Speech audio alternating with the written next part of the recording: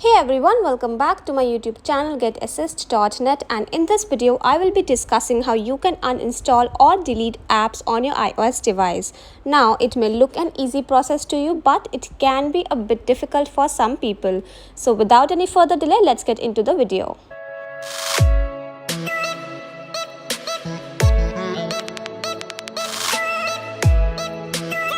Alright, so what happens is when you try to uninstall or delete an app on any iOS device, Apple might end up sending that app into the app library. So this is the app library, as you can see.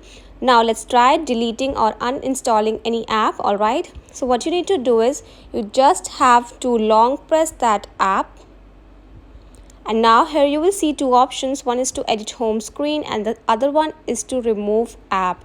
Now if you will tap remove app, you will again get two options. One is to delete app and the other one is to remove from home screen. So if in case you will press remove from home screen, it will not uninstall or delete it. It will only remove it from the home screen, and it will still be there in your app library. If you will notice, if you will search for the app, you will find that app into the app library.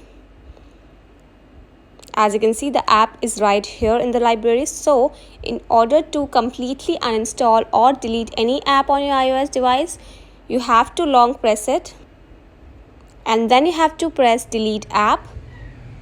So as you can see the instructions, it says that deleting this app will also delete its data. Alright, so make sure you actually want to delete it, and then you have to tap delete again. And that's how you can uninstall or delete any app from your iOS device. Once it gets deleted, you can reinstall it from your app store. Alright, so that's all you need to do. So that was all for this video. I hope you found it helpful, and if you do, don't forget to hit the subscribe button. And if you have any doubts, queries, feedback or suggestions, do let me know in the comment section down below. You can also visit my website, that is getassist.net, where I post similar content. Thank you for watching.